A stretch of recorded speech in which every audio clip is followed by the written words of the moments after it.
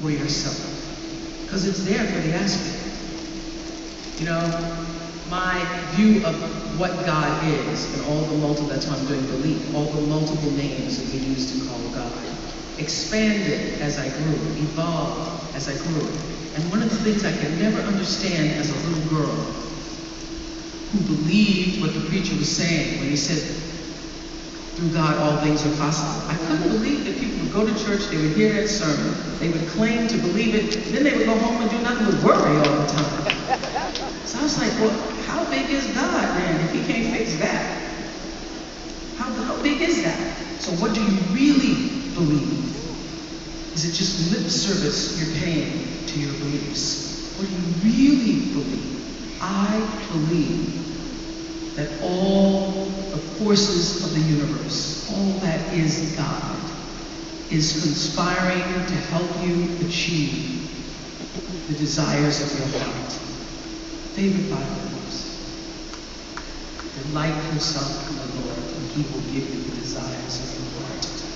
And what is the Lord? The Lord is all that is good, all that is grace, all that is kindness, all that is love. Delight yourself in that which is love and positivity and keeping your vibration high. And you will have the desires of your heart. It's not hard. It's just being able to step into what is the natural flow of your life. And everybody has their own natural flow. Your role as a human being is to figure out what yours is and to step into it as soon as possible, so you don't have to struggle like the salmon upstream, that you move with the flow of your life. Now, I want you to meet somebody who is so special. I read his book, What We Talk About When We Talk About God. Expanded my whole view.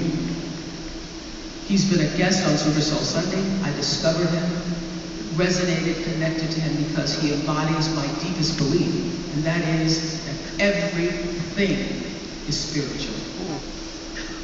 But you cannot ever not be having a spiritual moment because you are a spiritual being. Rock up.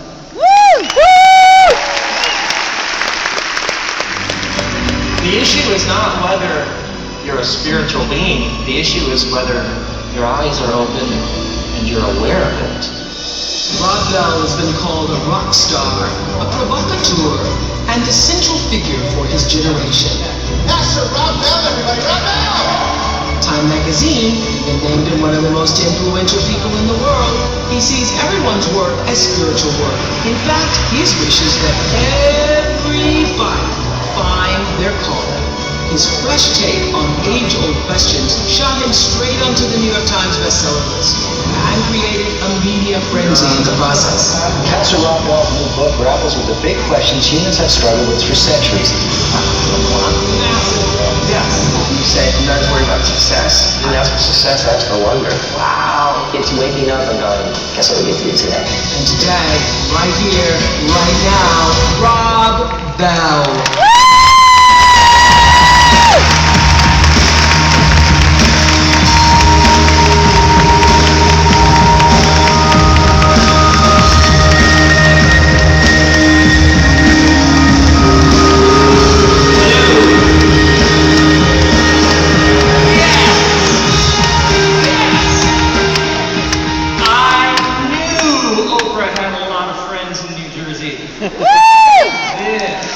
This is amazing.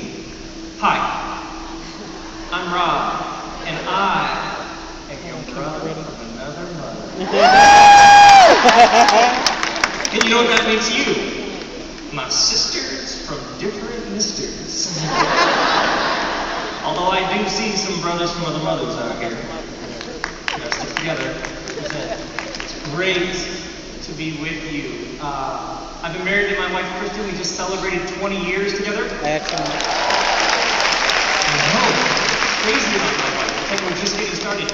I married way out of my league. How many of you men here, you married way out of your league? Yeah, highly recommended. Raise your hand quickly. By the way, speed with which you raise your hand is directly proportional to length of ride home. So playing up a division, as they say. Kristen and I have 3 kids. We have a 16-year-old son. We have a 14-year-old son. And then we took a 9-year break, and we have a 5-year-old girl with long blonde curly hair named Violet. Thank you for that. Yes. Now, something happened when my older son was born. I was 27 years old. It was 1998. And he entered into the world, and there was this moment of, it's a boy. And then the doctor grabbed him by the ankles, held him upside down, and gave him like a little shake. I had a moment of, wait, I didn't, because I was not a baby dude. You know this phenomenon among young men in their 20s? They are not into babies. Oh, look, a little baby. That's cool. This whole thing, you're just not really, you assume they're made of porcelain or glass. You just don't really want, people go, oh, don't you want to hold my baby? No. Actually, is it wearing a diaper? No. I was that sort of young, not a baby dude. But then this thing happened. The doctor, as he enters the world, grabs him by the ankle, pulls him upside down, and just gives him this little shake. And I suddenly have this revelation. They're made of rubber. And then the whole room, doctors, assistants, nurses, assistants, they all zeroed in on this one thing. It was like the whole room had like laser beam light focus in on my son as he gave him this little shake, because this thing had to happen. And then some very mysterious oozing fluid came out of his mouth and nose, and then he took his first breath. Yes, and then let out a wail that could shake the foundations of the earth. But there is this moment when the whole room focuses in on one thing, because if that child in those first couple seconds does not take its first breath, we have a problem. Now, fast forward to the year 2008. My grandma was in her mid-80s and her health started to decline. Now, my grandma and I we were tight. We rolled deep, as they say. My grandma and I had lunch every Friday for 10 years together. And yeah, she was an amazing Eileen Stover. And I was just starting out as a pastor at the time, so I was working with drug addicts and homeless, and I would often bring somebody that I was working with to lunch with me just because it was so much fun to watch her interact with these people. And so I remember one time I bring this dude with me who is, he is like, just visiting this planet sort of thing. And I bring him to lunch and I say to him, hey, why don't you tell Grandma your story? And he says, okay, Grandma. Because they would always call her Grandma right away. Like, if you don't have a grandma, you can use mine. And he says, Grandma, what I do is I stay up all night and I do drugs and I draw. But he says, recently I was in my kitchen in the middle of the night doing my thing, and all of a sudden my kitchen became filled with light and love and life, and I became aware of the divine presence filling my kitchen. And I was struck face down on the floor, and I knew in that moment that it was my destiny and calling to share this divine love with everybody I could for the rest of my life. Grandma says, well, isn't that nice? And that's just Grandma, unflappable. August 22nd, 2008, we knew that her health had been declining and they moved her to a different part of the nursing home, and Kristen and I and the kids went to visit her because we knew we were towards the end. And I will never forget walking into the room, and it was like this awareness as soon as I walked into the room. It's like the molecules had shifted, like, oh, she's towards the end. How many of you have experienced that before?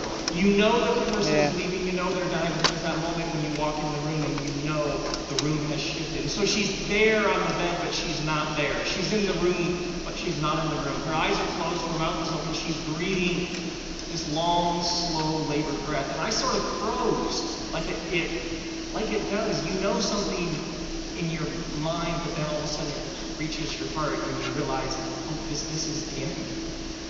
My wife, Kristen, immediately walks in, senses what's happening, walks over to the bed, sits down on the bed, takes Grandma's hands in hers, and leans in over Grandma's heart and says, Grandma, we love you. It's been such a joy these years to be with you.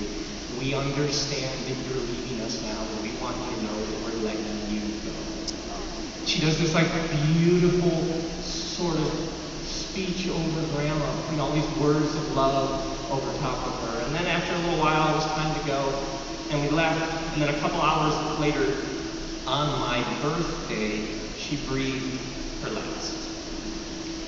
There is this moment when you take your first breath and you are here. And then there is this moment when you take your last breath and you leave. Can you see how in many of the world's ancient languages, the word for breath and the word for spirit are the same word? In the Hebrew language, the word for breath and the word for spirit are the same word. It's the word ruach. Let me hear you say ruach. Ruach. Right, you say a little, and then you wipe your chin, and then you keep going. Ruach. In the Greek language, it's the word pneuma. Let me hear you say pneuma. For thousands of years, human beings have understood that our breath is like a physical picture of an unseen spiritual reality. You have received life itself, unseen and yet real. There is a degree to which you have a spiritual life, but there's also a degree to which you are a spiritual life. Anybody here gotten in the habit of breathing? Yes, highly recommend it. If you are breathing, you are a spiritual life. So wherever you are is holy, sacred ground. Whatever you're doing is spiritual. Everything is spiritual. Jesus taught his disciples this prayer, Our Father who's in heaven, holy be your name. It's a very first century way of saying the gift of life and breath comes from somewhere. It's almost like he's teaching his students, when you pray, begin your prayer with an acknowledgement that you are the recipient of a gift. See, the first word about you is not heartbreak. The first word about you is not disempowerment. It's not failure or bankruptcy, or when you didn't get that job, or when that thing blew up in your face, or when that person betrayed you. Those are not the first words about you. The first word about you is that for some reason the universe, God, ultimate reality, being, whatever language you use for it, the universe chose to be generous with you and give you breath. The first word about you, before anything else can be said about you, is that you have received this gift. The universe, for some reason, chose to be generous with you. And the universe, as far as universes go, is a very unusual place. The general estimate is that our universe is several billion light years from one side to another.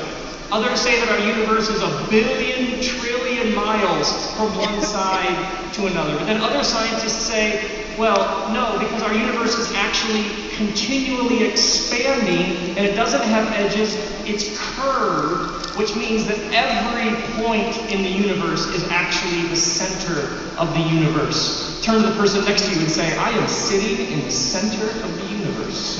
I'm sitting in the center of the universe. And they are too. Now the general estimate is that our universe has somewhere between 100 and 200 billion galaxies in it. One of those 100 to 200 billion galaxies is called the Milky Way. It is 100,000 light years in diameter, and it contains at least 100 billion planets, and somewhere between 200 and 400 billion stars, and it is traveling at 600,000 miles an hour. Some of you say, I don't like to go fast. Too late. And then in this particular universe, in this particular galaxy, on one remote arm of it is a particular solar system that is 4.5 billion years old, roughly. And in this particular solar system, the furthest planet out is 2.8 billion miles from its sun. And in that solar system, in that Milky Way galaxy, in this particular universe, is a nondescript floating green and blue ball. It is covered 71% in water, although 95% of that water is totally unexplored. It tilts at 23.5 degrees.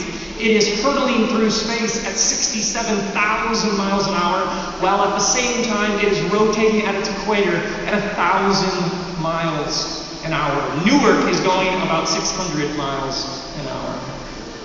And on this floating green and blue ball in this particular solar system, in this galaxy, in this particular universe is you.